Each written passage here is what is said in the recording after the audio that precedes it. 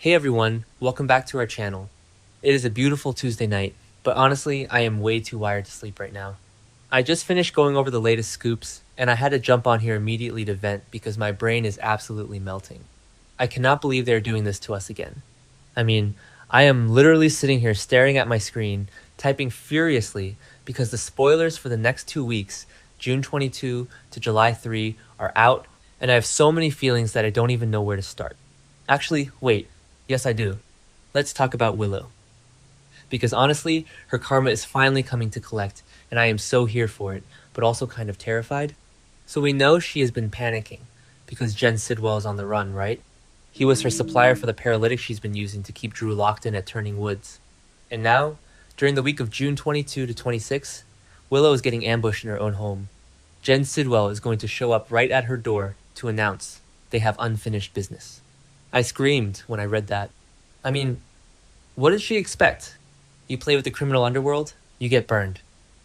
Sidwell is a literal psychopath who just held Lucas Jones at gunpoint, and now he is standing in Willow's living room. Part of me is like, yes, girl, suffer, because of how she faked being pushed into the lake by Tracy, but another part of me is genuinely scared for her because Sidwell does not play games. But wait, it gets so much worse for Willow, and I am laughing so hard at the irony of this. Brooklyn and Lucy Coe's absolute masterclass in manipulation is playing out, and they are officially framing Willow for being the driver who fled the scene of Jordan Ashford's crash.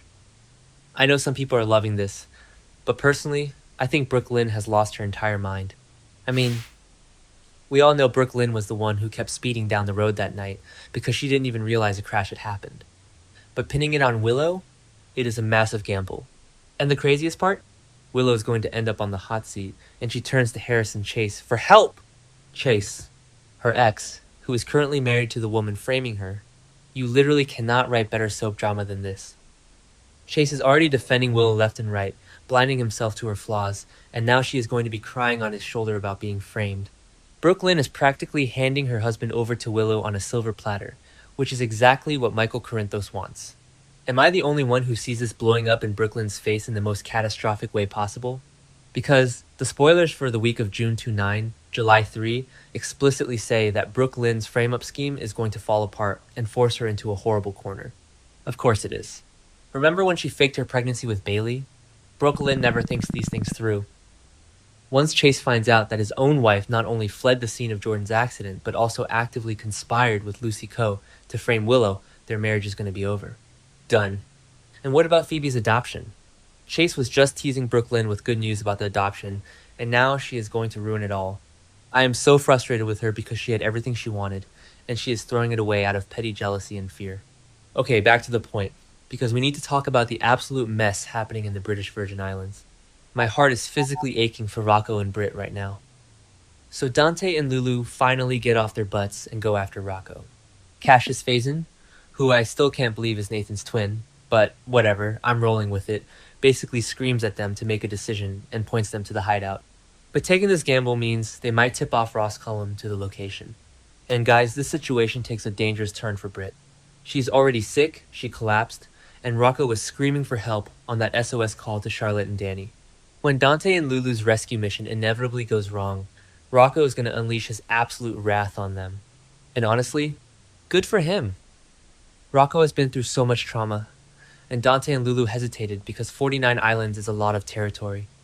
Your kid is out there with a sick woman being hunted by the WSB, and you are worrying about logistics? Rocco has every right to explode on them. He has grown so attached to Britt, and if something happens to her because Cullum gets there first, Rocco will never forgive his parents. Speaking of the WSB, can we talk about Valentine Cassadine for a second? Because I am officially a Valentine apologist after this. He is making it to Geneva to meet with Z, the global head of the WSB, to expose Cullum as a double agent working with Sidwell. Valentine is literally risking his freedom, fearing that Z is going to lock him back up in Steinmauer, just to save Jocelyn and take down Cullum. He left Carly crying in her kitchen, completely unaware that Cullum was about to raid her house, and he is out here playing the ultimate hero. The spoilers say Valentine will be headed back to Port Charles eventually, because his help in stopping Cullum's disastrous cold fusion prototype will work in his favor. Thank God. I've been watching since 2015, and Valentine has done some shady stuff, but his character development is top tier. He is putting everything on the line to stop this madness. And while Valentine is doing that, we have Danny Morgan and Charlotte Cassadine partnering up on a disturbing Cullum-related plot. I am so here for the teenage Cassadine Morgan alliance. These kids have been through the ringer. Charlotte knows her dad is in danger, Danny knows his sister Scout was upset, and they both got that terrifying call from Rocco. If anyone can outsmart a corrupt WSB director, it is two teenagers with mob and spy blood running through their veins. I am predicting they are going to hack into something or set a physical trap, and I am going to be cheering at my television the entire time.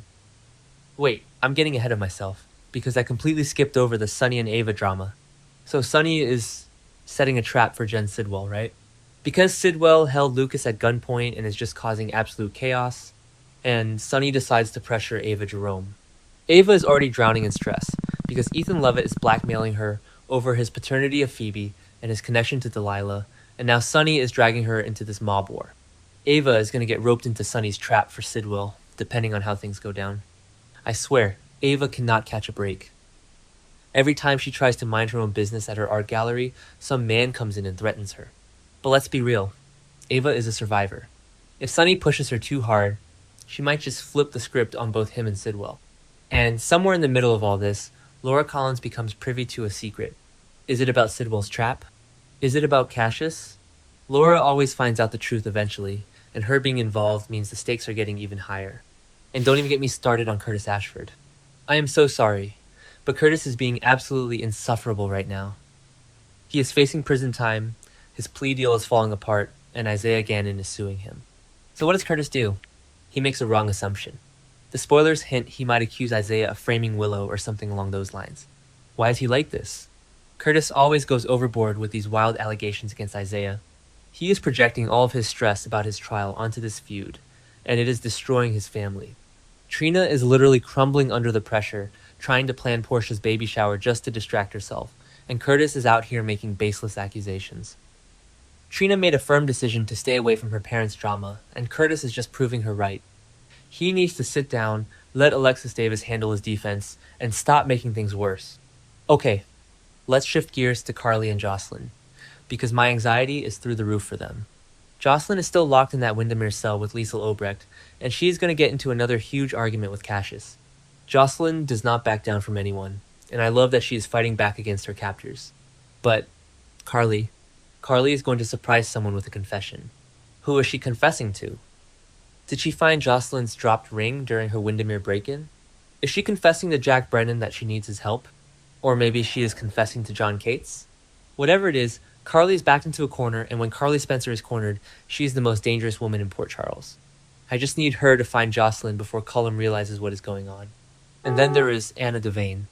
Our queen is currently in a mental health facility in France, but Willow somehow made her legal troubles go away. The spoilers say Anna's going to have a crucial meeting with her doctor and will eventually make a risky move. Yes. Break out of there, Anna. We need her back in Port Charles immediately. With Cullum running the WSB into the ground and Sidwell running loose, Anna is the only one who has the tactical experience to shut this down permanently. I am predicting she is going to manipulate her doctor into signing her release papers, or she is going to pull a classic super spy escape. Either way, I am counting down the days until she is back on my screen. Finally, we have to talk about Cassius Faison. The walls are starting to close in on him. Dante is defending him at the PCPD, but ADA Justine Turner is breathing down their necks, and Sidwell is demanding that Cassius destroy evidence. Cassius is stuck between a rock and a hard place. But the thing that actually made me tear up reading these spoilers is that Cassius is determined to stick to a batting cage appointment with James West. He is going to risk his own freedom, risk getting arrested or killed, just to stay in town long enough to say goodbye to Nathan's son. I mean, wow. I know he lied to everyone by posing as Nathan, and I was so mad at him for kidnapping Liesl, but this proves he actually has a heart. He genuinely cares about James. It is such a tragic, beautiful parallel to Caesar Faison, who was a monster. Cassius is trying to be better, but his circumstances are dragging him down. I am dreading this goodbye scene because I know I am going to be sobbing into my pillow. This show is giving me palpitations, you guys. Between Willow getting ambushed by a psychopath, Brooklyn destroying her own marriage, Rocco's heartbreaking wrath, and Valentine sacrificing himself, I don't know how I am going to survive the next 2 weeks of episodes. I know some people complain about the pacing, but right now, The pacing is breakneck, and I am strapped in for the ride. I am going to need a support group when Brooklyn's secret finally drops and Chase looks at her with that betrayed puppy dog face. And if anything happens to Britt while Dante and Lulu are fumbling around the Virgin Islands, I am writing a strongly worded letter to the writers. Seriously, I need to know if you guys are seeing the same disaster brewing that I am. Are you Team Brooklyn or Team Willow in this hit and run mess? Because honestly, they are both being terrible right now and Chase deserves better. And do we think Valentine is actually going to get a clean slate? Or is Z going to betray him? Let me know, because I am going to be thinking about this. Until the sun comes up. ABC General Hospital is not pulling any punches this summer, and I am equal parts terrified and obsessed. Okay, I really need to try and get some sleep now before I start theorizing about how Jason Morgan is going to fit into all of this when he finally comes back. Catch you all later.